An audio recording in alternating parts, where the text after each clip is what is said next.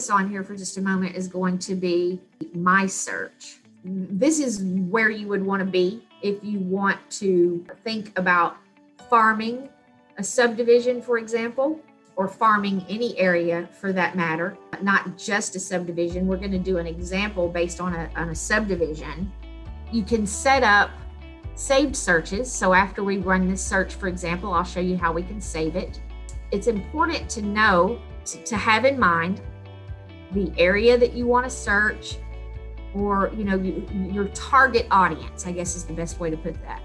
You want to have your target audience in mind and maybe even write it out on paper, because it will help you set up the attributes. Now, Realist refers to your search criteria. We refer to it as search criteria in Matrix. Realist refers to them, the search criteria, as attributes.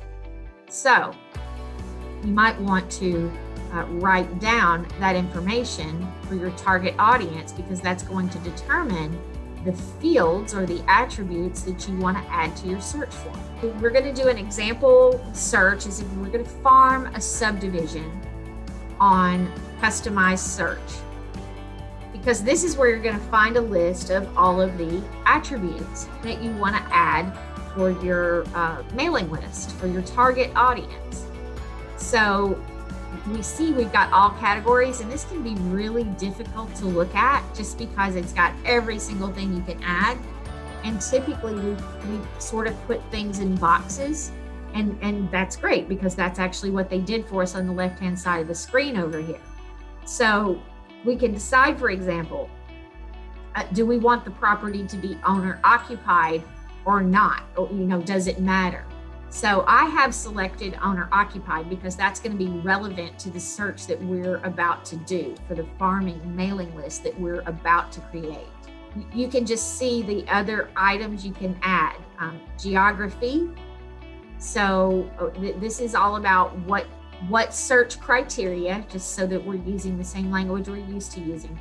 What search criteria do we want to include in our default search form? So that once we add that, it will pop over here, as you can see, and it'll stay here. Now you can see right here, you can add up to 30 criteria or attributes, as they're called here, to your what will become your default search form. You've got characteristics that you can add to the property. You've got listing information. So this can be relevant sometimes not. It just depends on what you're doing. Assessment and tax information. Then we've got sales information. This is going to give us the last time the listing sold. This is going to give us what it sold for. If you want to come in here and do a very specific search for distressed properties, then you can come here and you can select whatever choices you choose.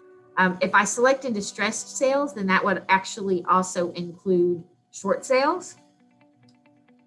And then mortgage information, if that matters, you can include the lender name. So I'm just going to go and click apply down here in the bottom right-hand corner of the screen. So in my example, I am wanting to target my mailing list to a specific subdivision where there are larger homes that are owner occupied for at least 20 years or more.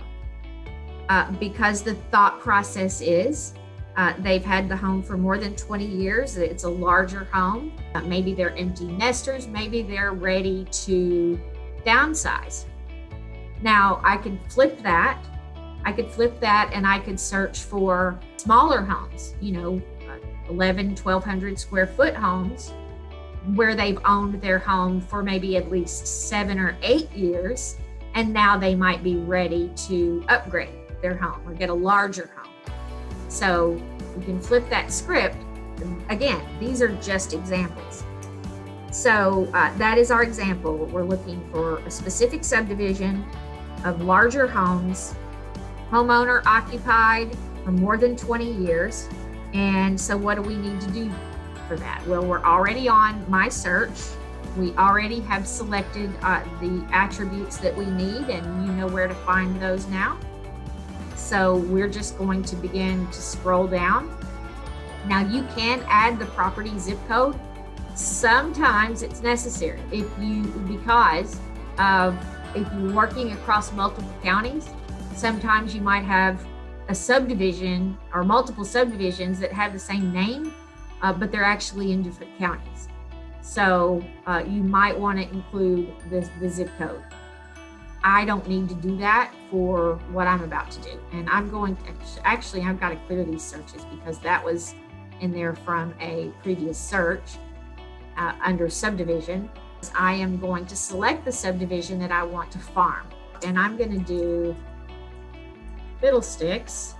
Always remember to click search. Remember, we're used to typing things in and they kind of autofill, and if nothing happens, we think it's not pulling anything. You always have to click search. And it pulled in several different Fiddlesticks developments. But what I'm looking for specifically is the country club. So this one says country club subdivision. This one just says country club. Now, why the difference? It's based on how someone entered the information either in the tax record or in the MLS.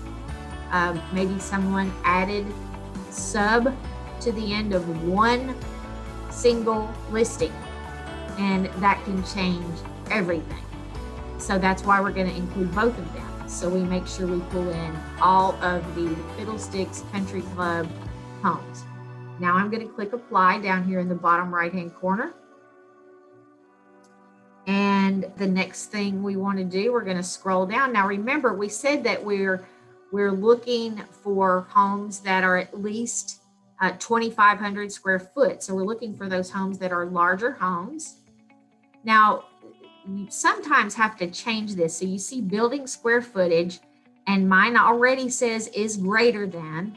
Sometimes you have to click on that and say is between or is less than. So you'll have to determine that based on your target audience. But in our case, we want it to be greater than 2,500 square feet.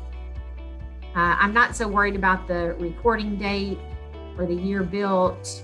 I'm scrolling past the house number and the street name and the unit, and because all of that would be very specific to a listing. But remember, owner occupied, I did select owner occupied, and I indicated that yes, I did want my target list to be occupied by the owner. And now we come to sale date. So just to keep it simple, I'm going to enter 01/01/2001, and then again, you've got is less than, is between, is greater than. So we're going to be going with is less than January 1st of 2001. Now I could have selected today's date. And we continue to scroll. I think that's all we need to add. If we were looking for foreclosures, because I had this added here, we could say pre-foreclosure, auction, or bank owned. So we can determine the stage of foreclosure. Or if we're looking for auctions, we could actually search for auctions. So now all I have to do is click search. Awesome. So here we go. We see that it pulled 81. Now, one thing we want to be sure of is you'll see these bubbles, and this is sold, and that's perfectly fine, because if you recall, we put in the sale date had to be more than 20 years. In fact, it was a little more than 20 years, right? Because it was January 1st of 2001. So the red sold ones are okay, but you always want to scroll, and you can use the scroll bar right over here on the right-hand side of the screen. You want to scroll through here because you'll notice we have a yellow, and if I hover over that, there's a pending listing. So I don't want to advertise to that listing. And I'm going to continue to scroll, and there's another pending listing. And you see it's also removing them from my map up here. The purple ones are expired listings. So we could scroll over here and determine when it expired. So as you can see, you can scroll over. There's a lot of information there. You can customize this table. I'm going to scroll down through here and just make sure that I'm removing anything that's green, which would be active, or yellow, which would be pending, and also withdrawn listings. I want to remove withdrawn listings. Right down here, you see you have some choices. I could choose to export this, and I could customize my export. Now, what that's going to do is it's going to export in CSV format, which is compatible. It would open in Excel. If you have Microsoft Excel on your computer, that's how it would open. I could print, I could email, but we are going to print these as labels so that we can market to these homeowners. So clicking on labels, I would select from the list. Now, when you go out and you purchase your labels, even if you don't purchase Avery labels, almost every one that I know of that's out there will say compatible with Avery, and it'll give a number. So usually it's one of these three. And so you would just pick the one that you purchased. You can choose things as simple as whether or not you want to use mixed case or all capitals. I prefer mixed case a lot of times. And then we've got, you can choose the address type. So we want to send it to the tax billing address, because sometimes these can be owner occupied, but this might not be their only home. So we want to make sure that this gets to the homeowner. And then any other things you want to add here. I always select eliminate duplicate labels. Sometimes, especially when you're searching for distressed properties or in really super affordable neighborhoods, you might find that like the same company or the same person owns multiple properties. So you don't want to print mail to that same person 25 times or whatever. You can include foreign addresses, which I recommend, and show current owner if you like. And since we're looking for owner occupied, that's perfectly fine. You might come in here, you might be advertising to renters, right? And so you would not want to include that. You can also choose to create a custom label. Down here, choose your export options.